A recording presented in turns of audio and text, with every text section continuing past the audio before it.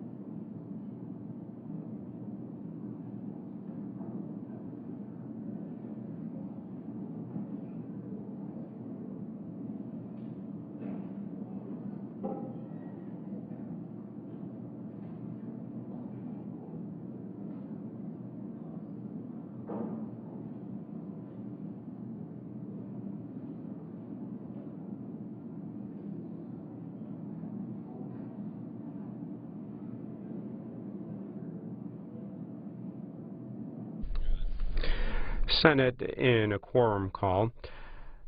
We expect lawmakers to turn to a judicial nomination shortly, and a vote on that nomination is expected around 11:45.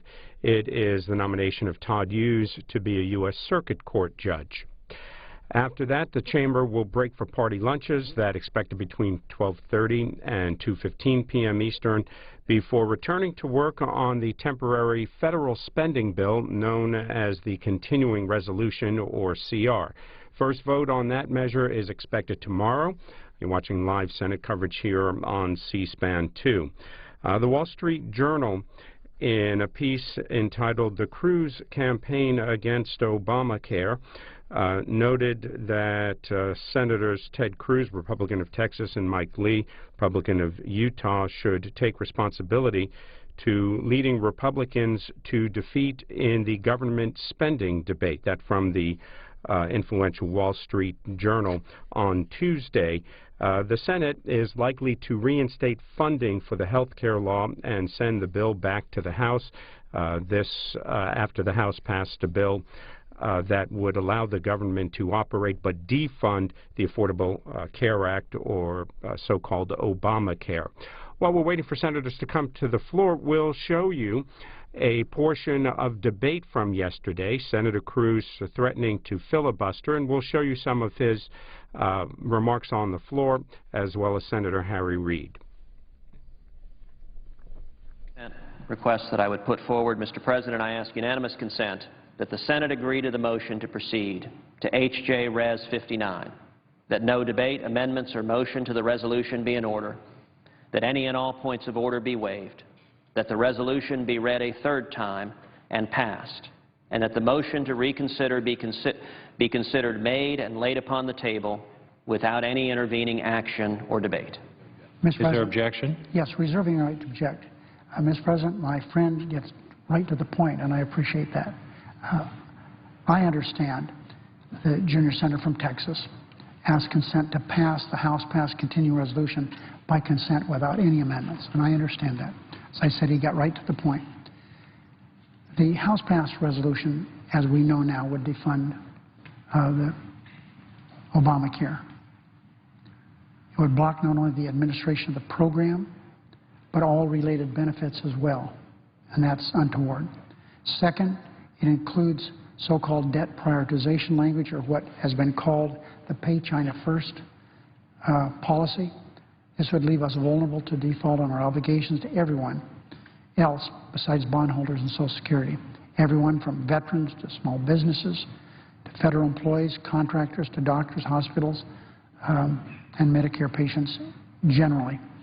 So, Mr. President, the President would veto this continuing resolution, so it is not going to become law anyway, and I object. Objection is heard. Mr. President, the second unanimous request that I would put forward, Mr. President, I ask unanimous consent that the Senate agree to the motion to proceed to H.J. Res. 59, that any and all points of order be waived, that during consideration of H.J. Res. 59, adoption of any amendments be subject to a 60 affirmative vote threshold, and that upon disposition of all amendments, the resolution be read a third time and passed, and the motion to reconsider be considered made and laid upon the table without any intervening action or debate. Mr. President. Is there objection? Reserving the right to object.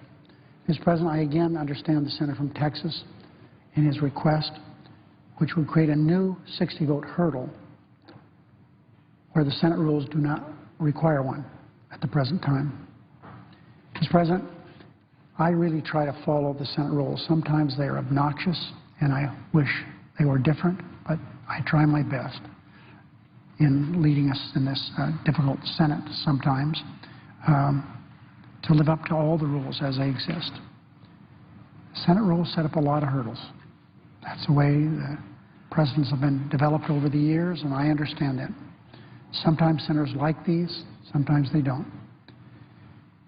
I'd guess that most would say that senators have enough 60-vote hurdles, that the Senate has enough of these really arbitrary hurdles as it is. We don't add even more barriers to getting things done. Mr. President, we should be careful about adding new barriers. The American people are really fed up. I mean, I travel the country, and it's rare that I go someplace that they don't say, what are you going to do to change the rules?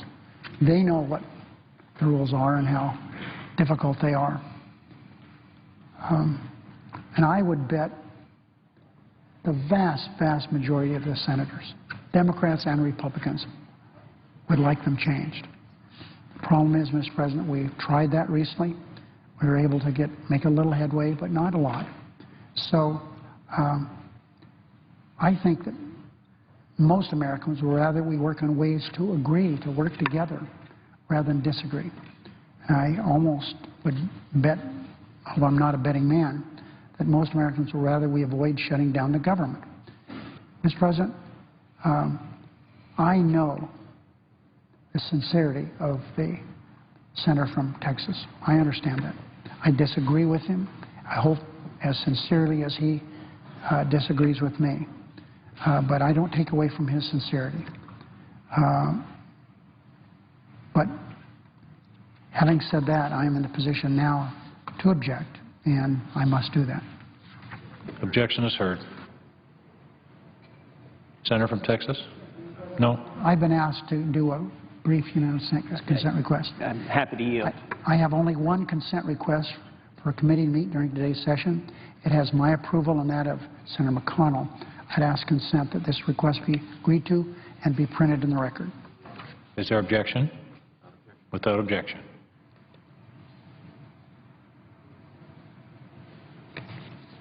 Mr. President, Senator from Texas? at this point, I now ask unanimous consent that I be allowed 20 minutes to speak. Without objection. Mr. President, these two unanimous consent requests have the virtue of being clarifying what this debate is that the Senate will face this week. And I'm going to suggest to you, Mr. President, the Senate has not faced a more important debate in the short time that you and I have both served in this institution. No American wants a government shutdown. I don't want a government shutdown. No one on this side of the aisle wants a government shutdown. The House of Representatives doesn't want a government shutdown. Mr. President, 5 minutes ago, the Senate could have acted to prevent a government shutdown. The request that I promulgated to the majority leader was to pass the continuing resolution that the House of Representatives passed, and if that had happened, there would be no government shutdown. A government shutdown would be taken off the table. The specter that you and I see on the television screen every day, the countdown clock that has started to appear, would disappear. But unfortunately, the majority leader chose to object. To object and to say no, he would rather risk a government shutdown than act to prevent it. Now why? Again, the majority leader was quite candid. Because he supports the law called Obamacare. And I would note a component of that also. One of the pieces that the House of Representatives passed was a law that has been called the Default Prevention Act. The President of the United States has been doing a fair amount of public speaking, raising the prospect of a default on our debt. And the House of Representatives... Call be dispensed with. Without objection. Morning business is closed. Under the previous order, the Senate will proceed to executive session to consider the following nominee, which the clerk will report. Nomination, the Judiciary, Todd M. Hughes of the District of Columbia to be United States Circuit Judge for the Federal Circuit. Under the previous order, there will be 30 minutes for debate equally divided in the usual form. Mr. President, I ask unanimous consent to speak as if in morning business. Without objection. Mr. President, as we debate legislation to keep the government running, we should not be debating a budget number that is higher than what the Budget Control Act asks for. Frankly, this is a statement that shouldn't have to be said here on the Senate floor. Why would we even begin to consider a budget number that is some $20 billion higher than the Budget Control Act? Have we somehow become flush with cash? I don't think so.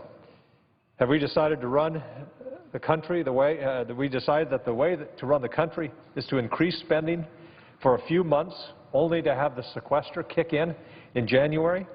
Who are we kidding? We're not kidding most Americans. They justifiably wonder what we're doing here. Once again, we find ourselves on the brink of a showdown and a shutdown. It's the same old story, but amid the back and forth between the two sides of the aisle, Americans don't see Congress getting serious about federal spending.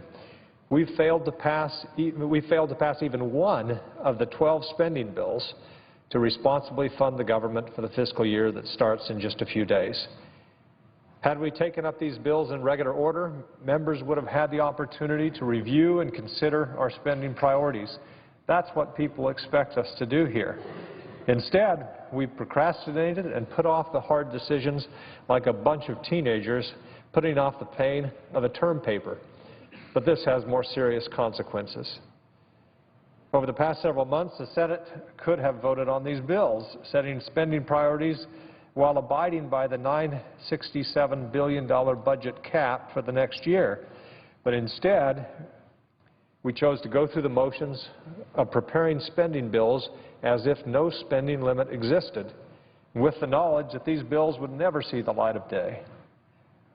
Now, as we quickly approach the 1st of October, we're faced with either passing a continuing resolution with a price tag of $986 billion, $19 billion more than the law allows, or risk a government shutdown.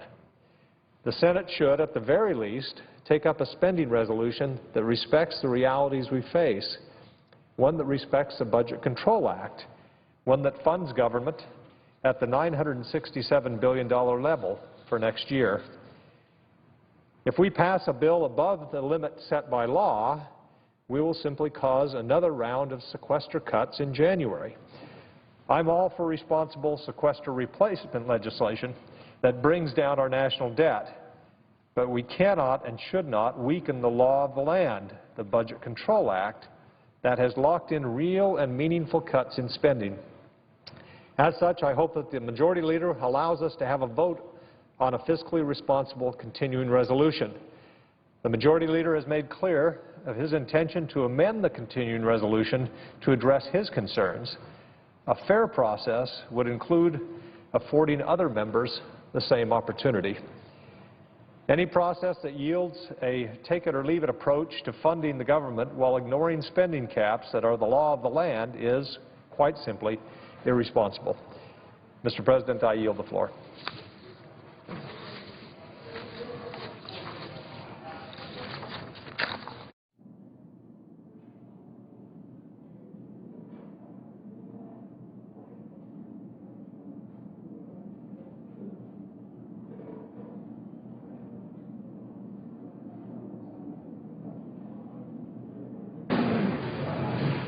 Mr. President, I suggest the absence of quorum. The clerk will call the roll. Mr. Alexander.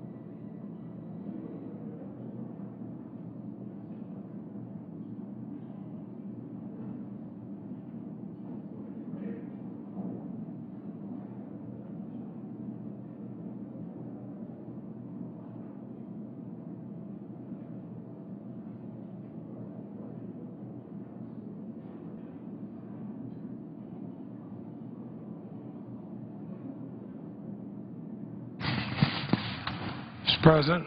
Senator from Vermont. Mr. President, I ask consent to call the quorum be dispensed with. Without objection. Mr. President, I have 8 unanimous consent requests for committees to meet during today's session of the Senate. To have the approval of the majority and minority leaders, I ask unanimous consent the request be agreed to and the request be printed in the record. Without objection. Mr. President, what is the parliamentary situation?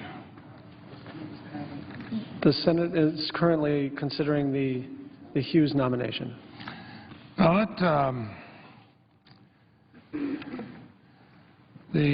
voting on the nomination of Todd Hughes to fill a judicial vacancy in the United States Court of Appeals for the Federal Circuit, an extremely important court, but also important milestone. If confirmed, Mr. Hughes will be the first openly gay judge to serve in a federal appellate court in our nation's history. I'm proud the Senate has finally taken a historic step to break down another barrier and increase diversity on our federal bench. And I ask the full text of my statement be placed in the record. Without objection. Let me speak about another important matter. I remember the Bill Murray movie Groundhog Day, and wonderful movie, farcical, but nowhere near as farcical as the Groundhog Day we have once again in Congress.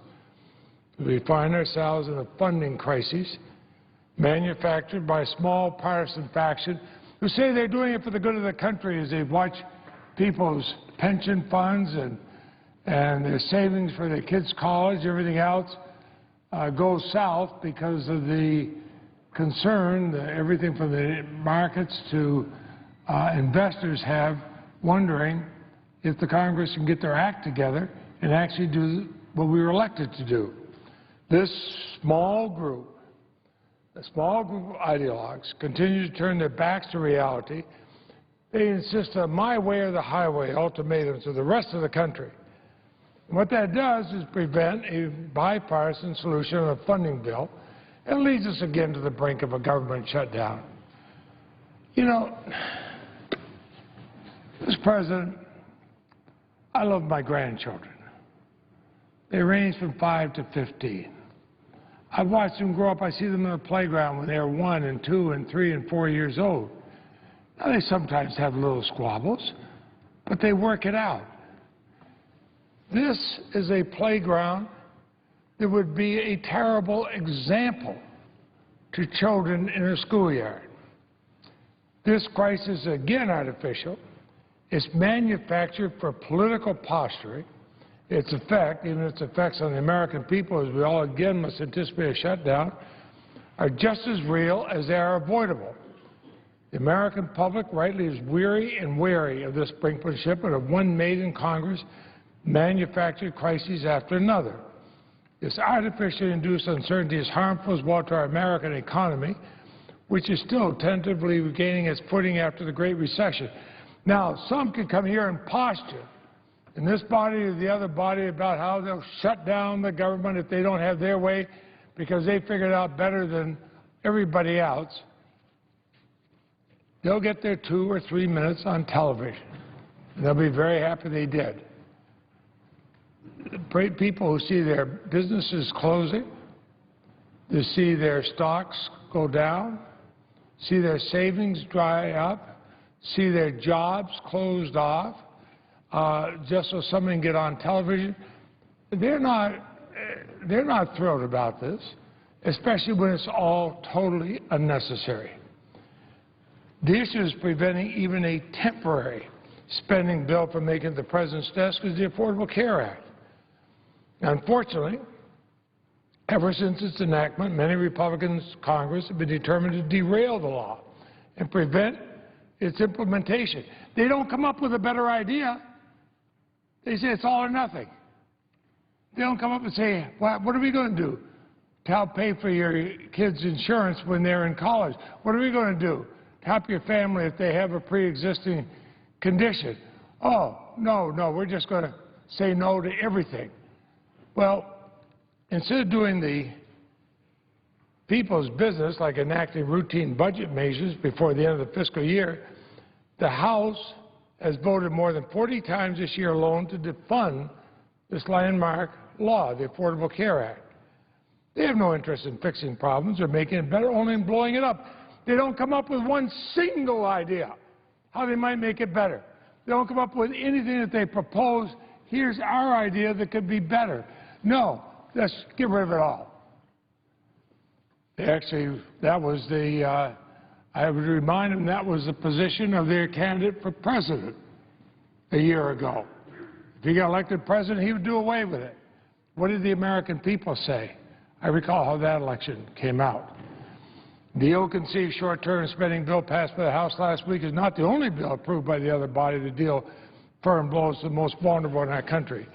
And refusing to bring a farm bill to the House floor that would garner enough bipartisan votes to pass, as the chair of our committee, Senator Stabenow, did here in the Senate, where we had a bipartisan bill. House leaders took the unprecedented step earlier this year, splitting food assistance from the other essential programs supported by the Farm Bill, even though we passed the Farm Bill to save $25 to $30 billion. And after months of delay last week, the House voted on a separate nutrition title, which only moves us further away from enacting a Farm Bill before the programs expire on September 30th. September 30th.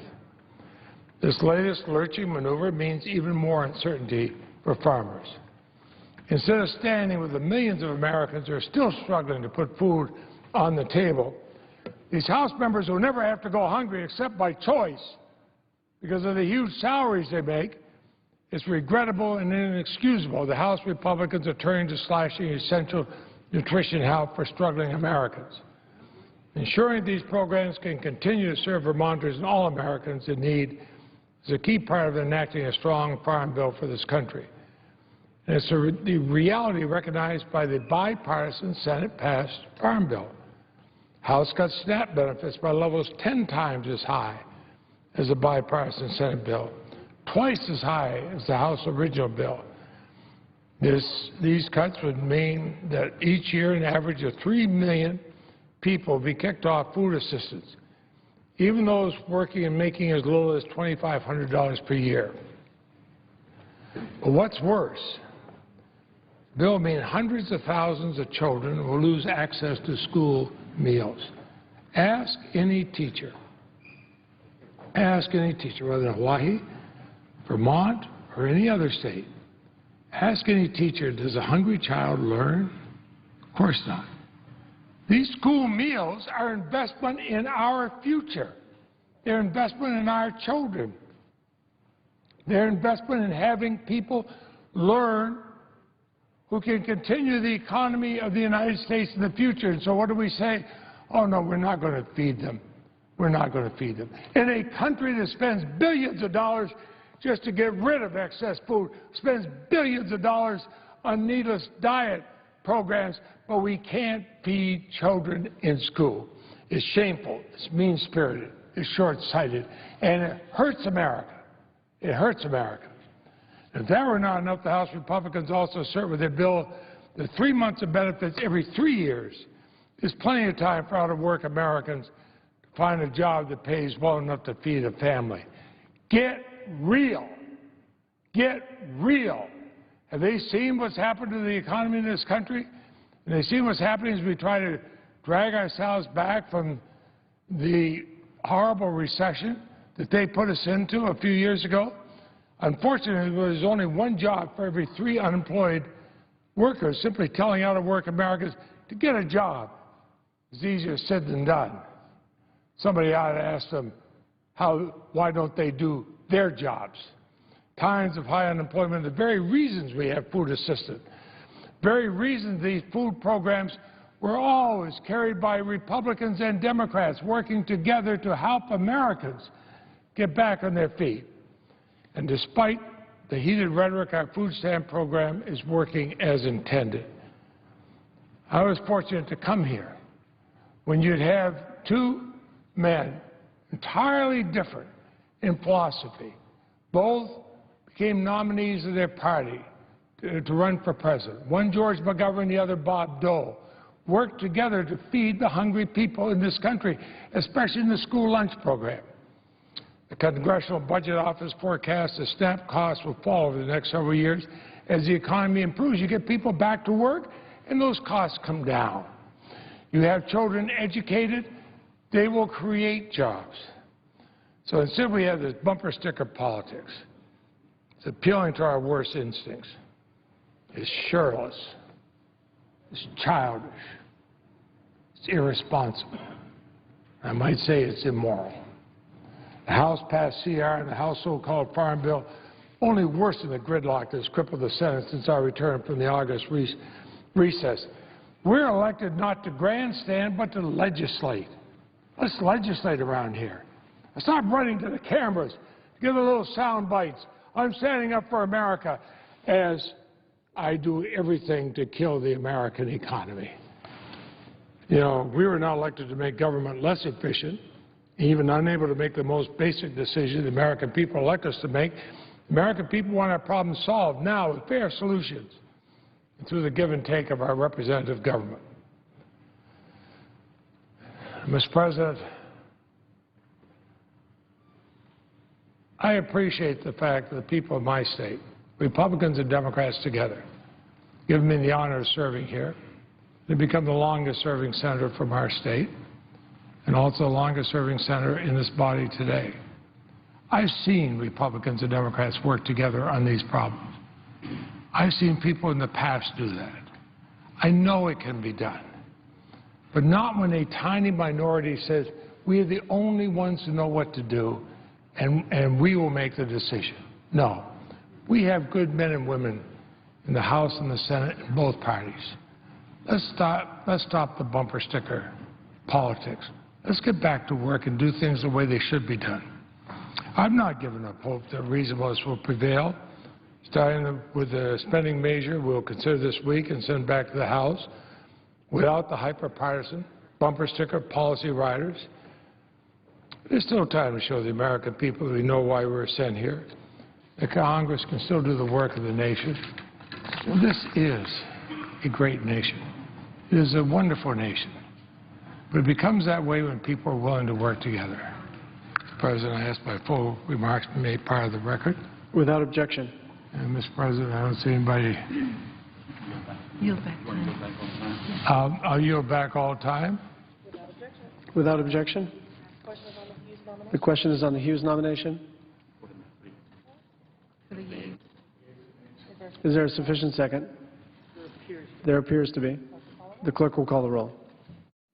Mr. Alexander, Ms. Ayotte, Ms. Baldwin, Mr. Barrasso, Mr. Baucus, Mr. Begich, Mr. Bennett, Mr. Blumenthal, Mr. Blunt, Mr. Bozeman, Mrs. Boxer, Mr. Brown, Mr. Burr, Ms. Cantwell, Mr. Cardin, Mr. Carper, Mr. Casey, Mr. Chambliss, Mr. Chiesa, Mr. Coates, Mr. Coburn, Mr. Cochran, Ms. Collins, Mr. Coons, Mr. Corker, Mr. Cornyn, Mr. Crapo, Mr. Cruz, Mr. Donnelly, Mr. Durbin, Mr. Enzi, Mrs. Feinstein, Mrs. Fisher.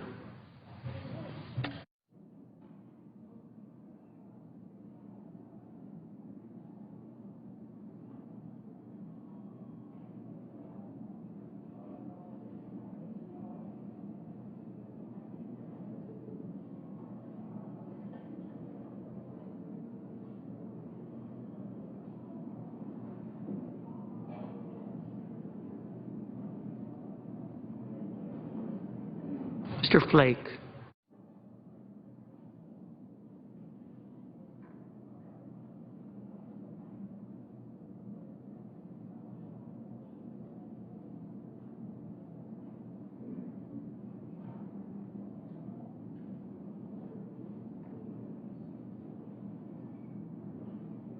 Mr. Franken.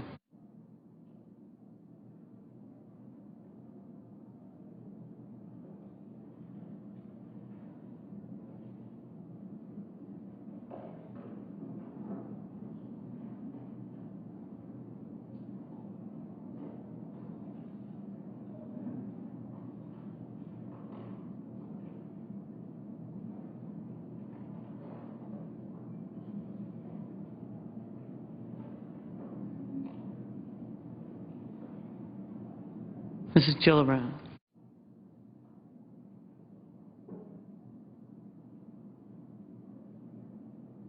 Mr. Graham.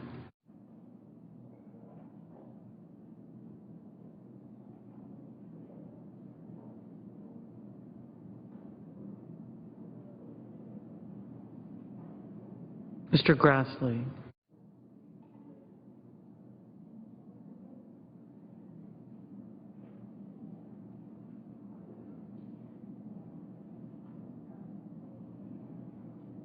Mrs. Hagan.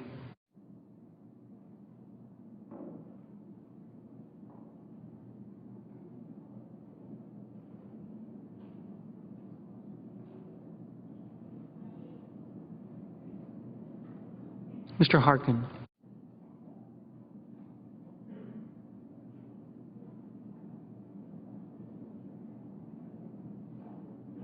Mr. Hatch.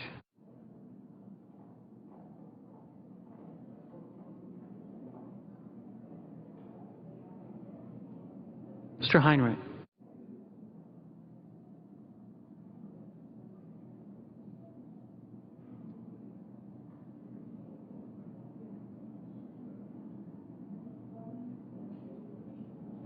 Ms. Heitkamp.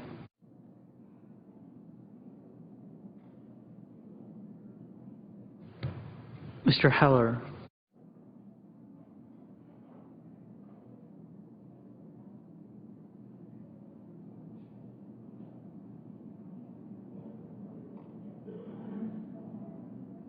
Ms. Hirono.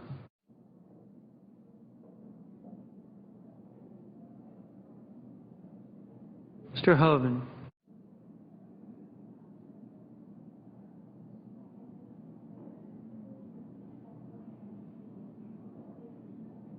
Mr. Inhofe.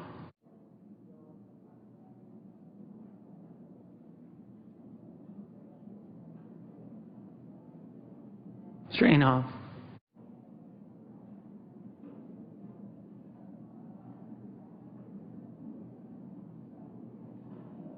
Mr. Isaacson.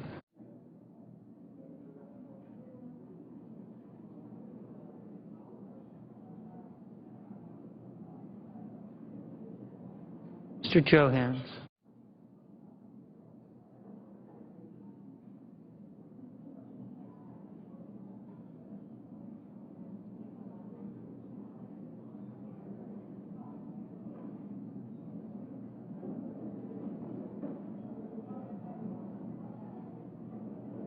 Mr. Johnson of Wisconsin. Mr. Johnson of South Dakota.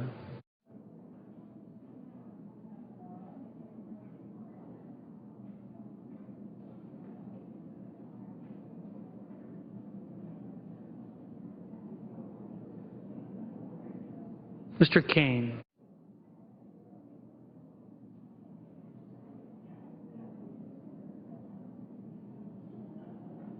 Mr. King.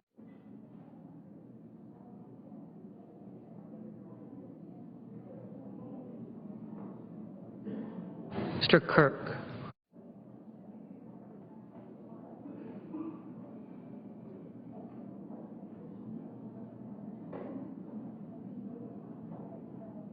Ms. Klobuchar.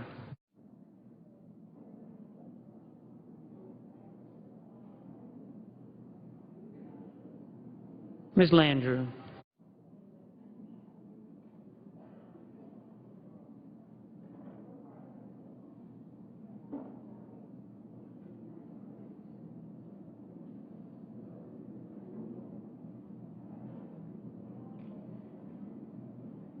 Mr. Leahy.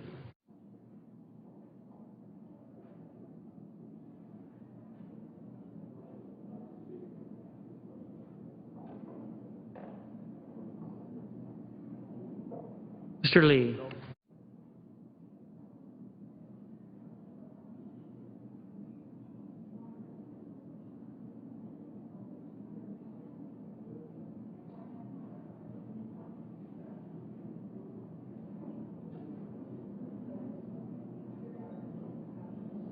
Mr. Levin.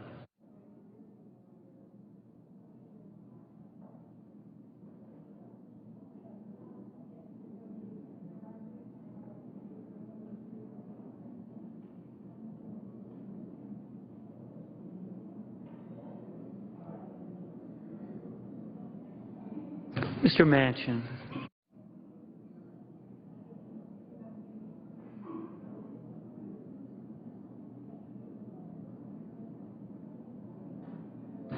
Mr. Markey.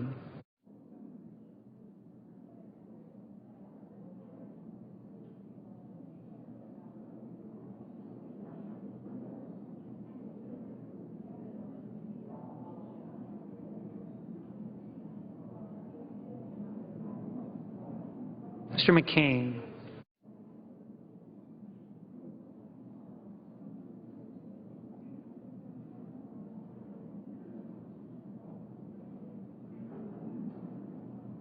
Mrs. McCaskill.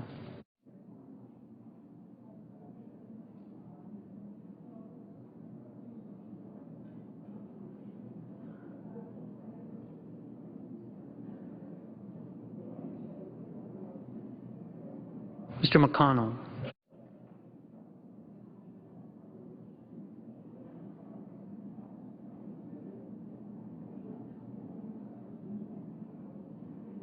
Mr. Menendez.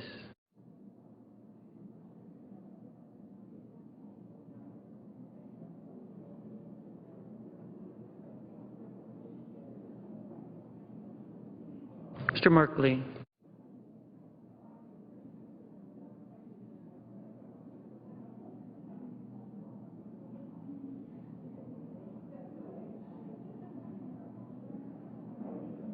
Ms. Mikulski.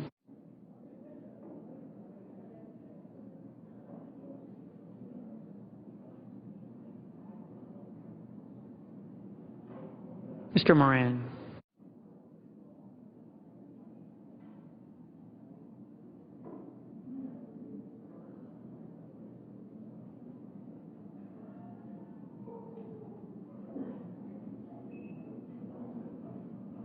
Ms. Murkowski.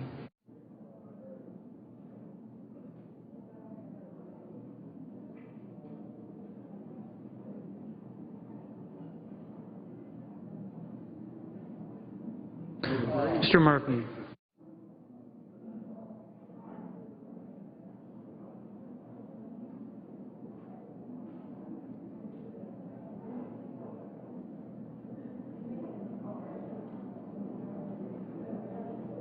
Mrs. Murray.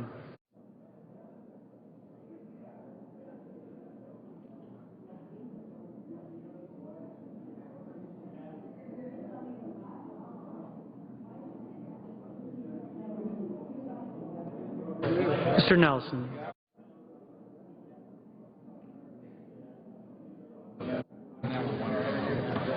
Mr. Paul.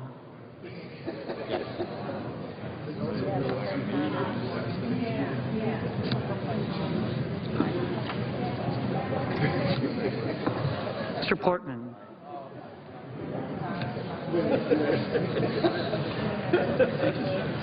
Mr. Pryor.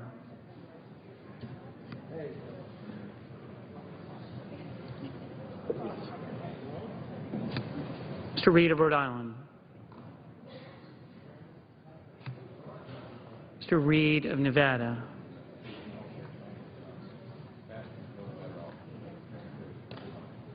Mr. Risch.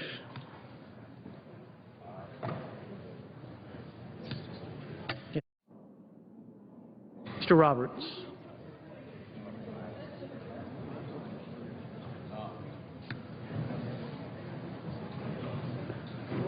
Mr. Rockefeller.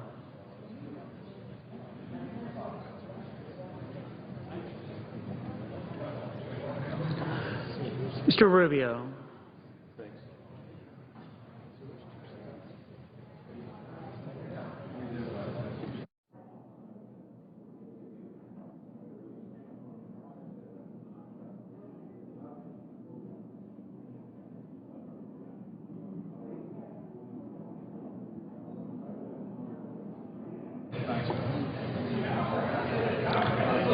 Mr. Sanders. Mr. Schatz.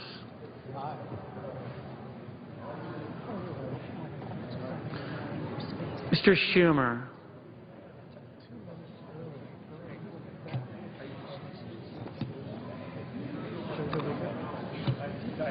Mr. Scott.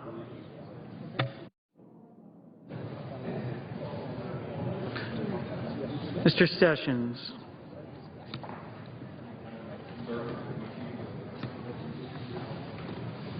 Mrs. Shaheen.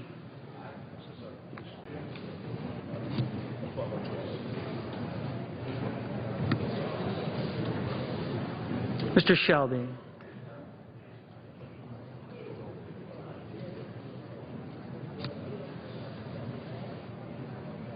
Ms. Stabenow.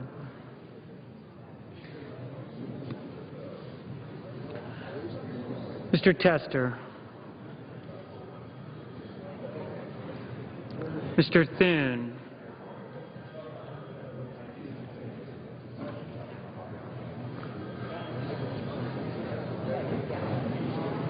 Mr. Toomey.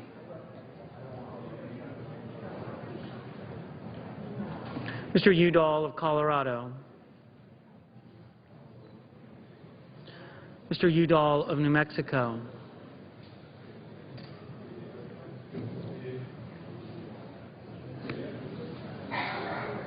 Mr. Bitter.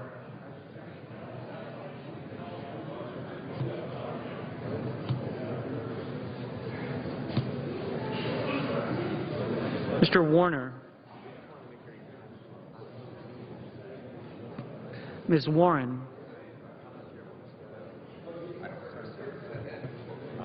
Mr. Whitehouse.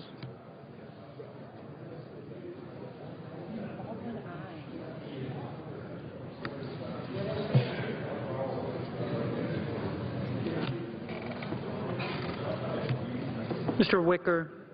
Mr. Wyden.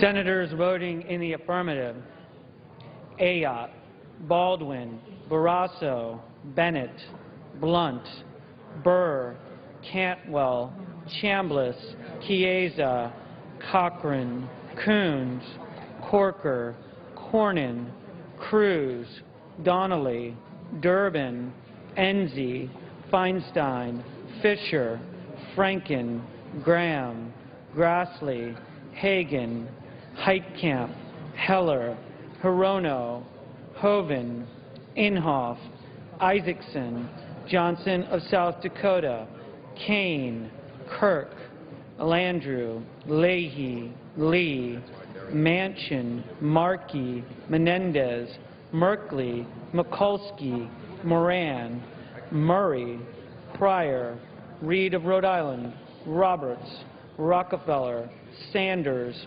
Schatz, Schumer, Stabenow, Tester, Thune, Toomey, Udall of New Mexico, Vitter, Warren. No senator voted in the negative.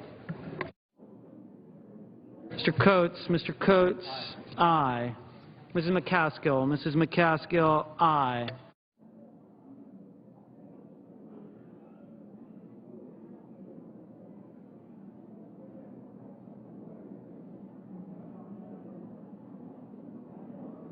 Mr. Begich, aye.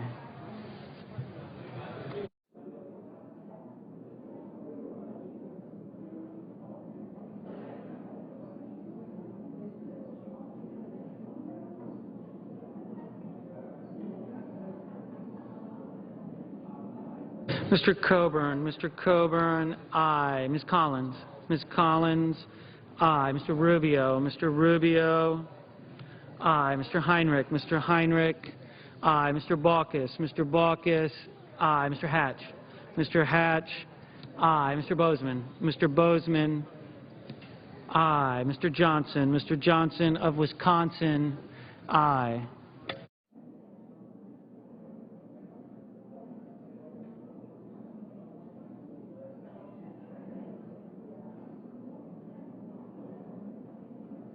Mr. Warner, aye.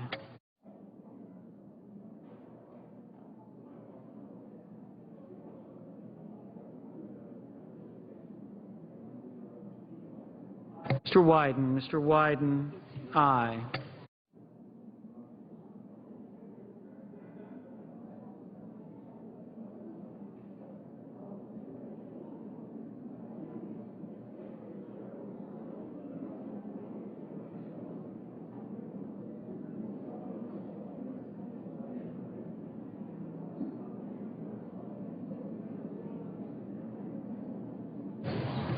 Mr. Nelson, aye. Mr. Cardin, aye. Mr. King, aye. Mr. Johans, aye. Mr. Sessions, aye. Mr. Shelby, aye.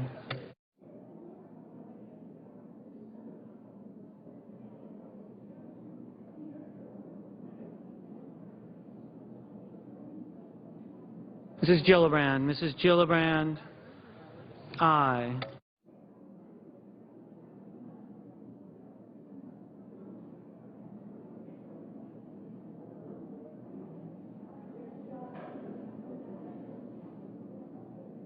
Mr. Brown, aye.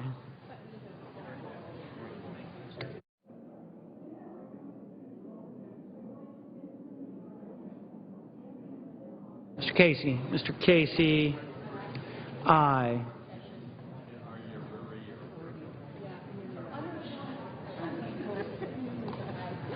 Mr. Alexander, aye. Ms. Murkowski, aye. Mr. Whitehouse, aye. Mr. Harkin, aye. Mr. Levin, aye.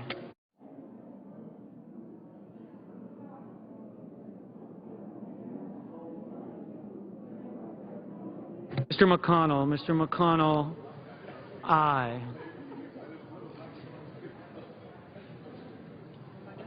Mr. Portman, aye.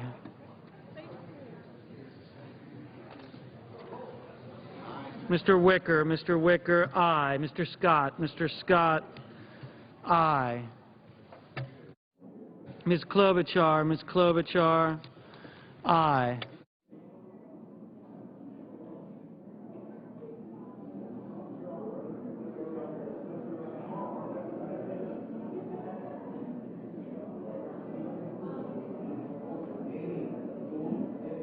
Mr. McCain, aye.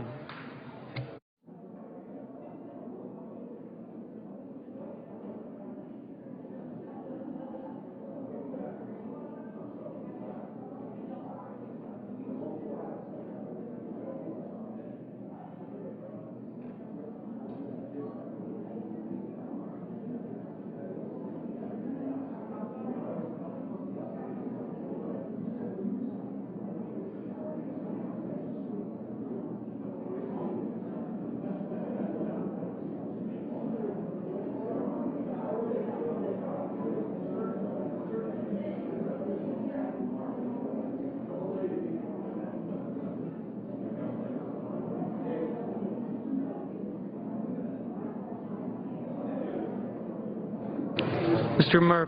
Murphy, aye.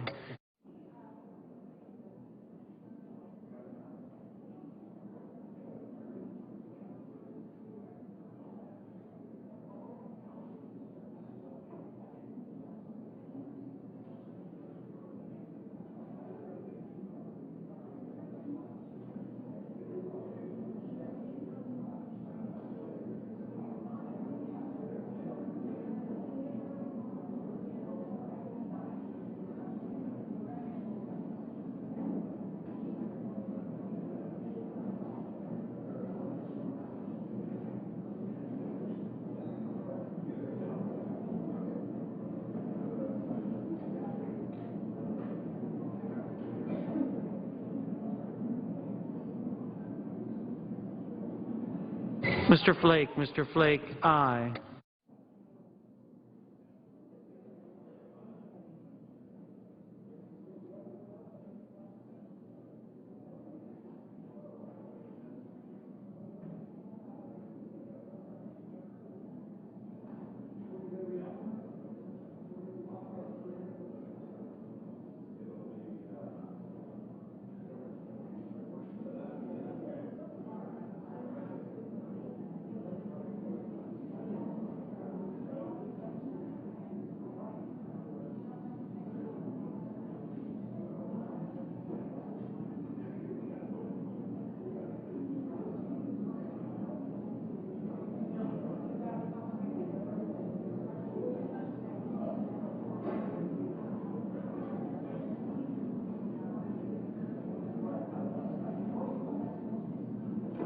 Mrs. Boxer. Mrs. Boxer, aye.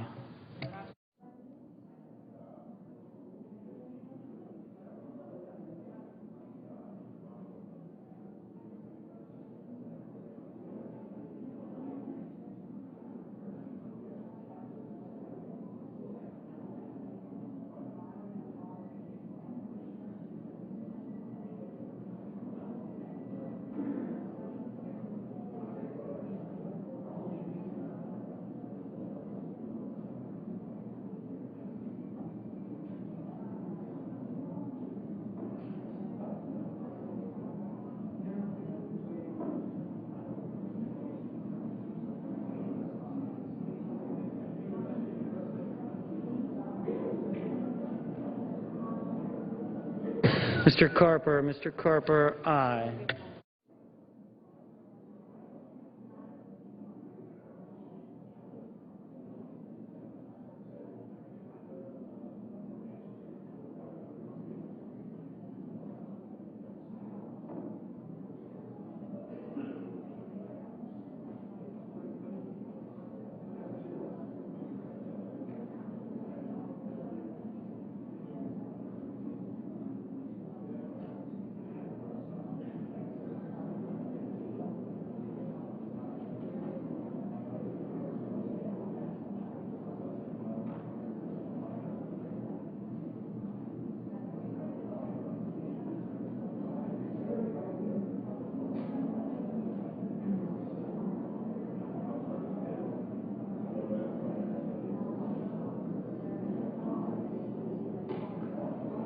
Mr. Blumenthal. Mr. Blumenthal, aye.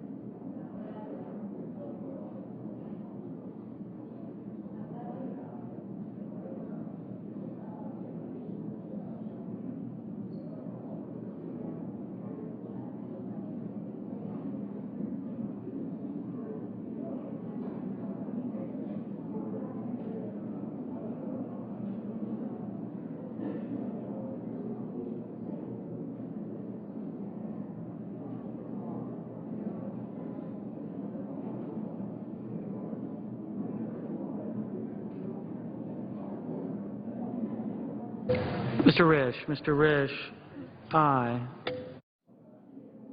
Mr. Crapo. Mr. Crapo, aye.